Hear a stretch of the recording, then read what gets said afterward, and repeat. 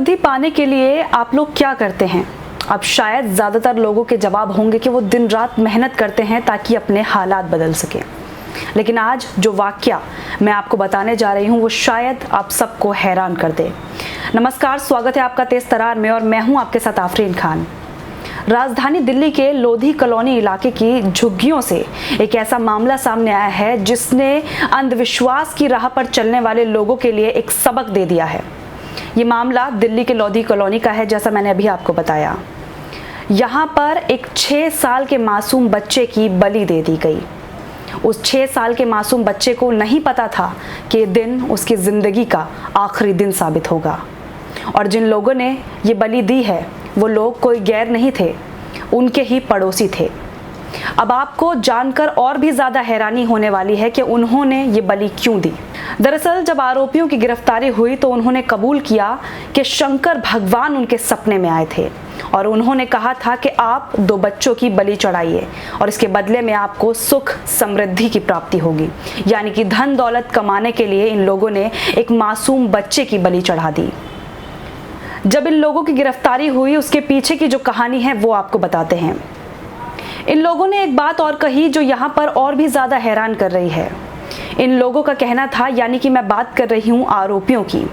आरोपियों का कहना था कि अगर अभी उनकी गिरफ्तारी नहीं होती, यानी कि एक बच्चे की बलि देने के बाद, तो वो आगे एक और बच्चे की बलि देने वाले थे। इन लोगों की गिरफ्तारी कैसे हुई है वो आपको बताते हैं। आरोपी 2 हैं यहाँ पर। एक का नाम विजय बताया जा रहा है। ये लोग पूजा पाठ में यकीन रखते हैं, शंकर भगवान को मानते थे, उनकी पूजा किया करते थे और प्रसाद के रूप में ये लोग गांजे का सेवन किया करते थे। जी हाँ, नशे के आदी थे ये लोग और प्रसाद समझकर गांजे का सेवन किया करते थे। इन लोगों को एक सपना आया। सपने में आए शंकर भगवान शिव जी। उन्होंने इनसे कहा कि अगर तुम सुख समृद्धि पाना चाहते हो तो 2 बच्चों की बलि चढ़ा दो। अब ये लोग बच्चे ढूंढने लगे। इतने में इनकी नज़र पड़ गई इन्हीं के पड़ोस में रहने वाले धर्मेंद्र की, जिसकी उम्र है मात्र 6 वर्ष। माफ़ कीजिएगा, जिसकी उम्र थी मात्र 6 वर्ष, क्योंकि अब धर्मेंद्र इस दुनिया में नहीं रहा।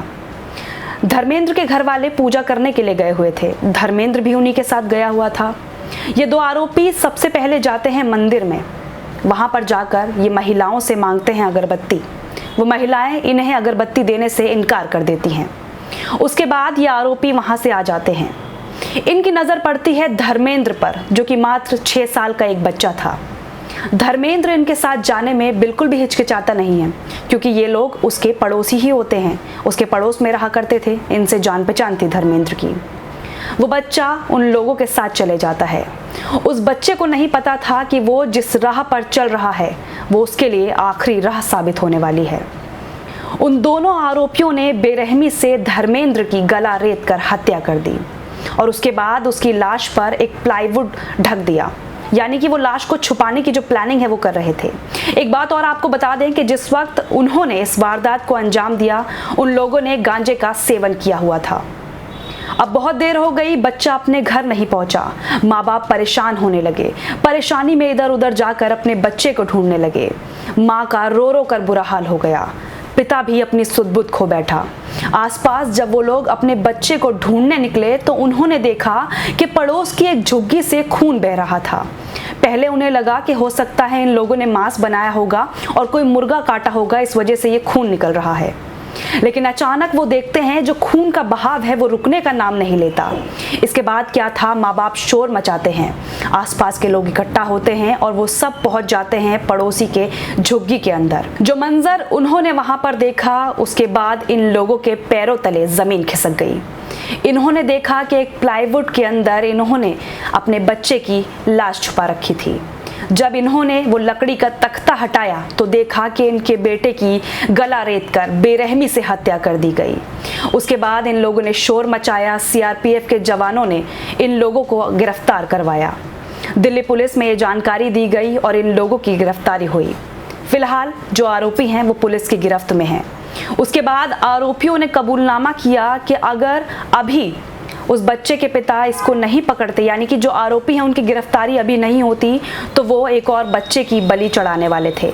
और इसकी वजह उन्होंने बताई कि शंकर भगवान ने खुद आकर उन्हें कहा है कि 2 बच्चों की बलि चढ़ाइए, इसके बदले में आपको सुख समृद्धि की प्राप्ति होगी। ये किस तरीके की मानसिकता है, किस तरीके का अंधविश्वास है कि लोग मासूम बच्चों की बलि चढ़ा रहे हैं और इन लोगों को कोई पछतावा तक नहीं है। और शायद हो सकता है कि इन्होंने ये सब कुछ गांजे के नशे में किया है, तो इन्हें ये याद भी नहीं है कि इन्होंने कितना बड़ा अपराध कर दिया है। इस पूरे मामले को जानने के बाद आप अपनी क्या राय रखते हैं? किस तरह से अंधविश्वास एक परिवार को तबाह कर देता है? किस तरह से ये लोग दिल्ली में पैसे कमाने की चाह में आए थे, लेकिन अब अपने आगे की जिंदगी शायद जेल की सलाखों के बीच काटेंगे। लेकिन अब यहाँ पर सवाल ये है कि इन्होंने तो अंधविश्वास में आकर एक बच्चे की जान ले ली, उसकी बलि चढ़ा दी। क्या अब इन्हें वो सुख समृद्धि प्राप्त हो जाएगी जिसकी चाह में इन्होंने एक मासूम बच्चे की बलि चढ़ाई, और शायद अगर ना पकड़े जाते तो एक और बच्चे की बलि चढ़ाते। अब सवाल ये उठता है कि वो माँ बाप जिन्होंने अपने मासूम बच्चे के लिए कई सपने देखे थे, महज 1 महीने पहले वो यूपी से अपना घर छोड़कर दिल्ली आए थे पैसे कमाने की चाह में, अपने बच्चों का करियर बनाने की चाह में, अब उनके पास वो बच्चा ही नहीं रहा। उस माँ की क्या हालत होगी जो रो रो कर अपने बच्चे को मांग रही है? क्या उसे उसका बच्चा वापस मिल सकता है? उस पिता की क्या हालत होगी जिसने अपने मासूम बच्चे को खो दिया, अपने बुढ़ापे के सहारे को खो दिया? उन लोगों की क्या हालत होगी, क्या मनोदशा होगी, इस बात का अंदाजा हम में से कोई भी नहीं लगा सकता, क्योंकि जिस पर बीतती है सिर्फ वही जानता है उस वाकया का दर्द क्या होता है। इस पूरे मामले को जानने के बाद आप क्या राय रखते हैं? इन लोगों ने ये जो जघन्य अपराध किया है, इसके लिए इन्हें कौन सी कड़ी सजा दी जाए?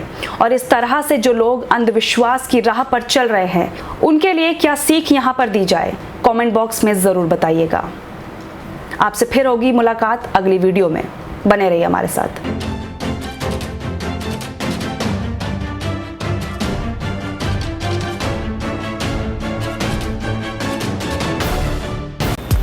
अगर आपको हमारी ये वीडियो पसंद आई हो तो इसे लाइक एंड शेयर करना ना भूलें। साथ ही हमारे चैनल को जरूर सब्सक्राइब करें। इसके साथ ही बेल आइकन भी जरूर दबाएं, जिससे दिल्ली से जुड़ी तमाम खबरों की नोटिफिकेशन सबसे पहले आप तक पहुंचे।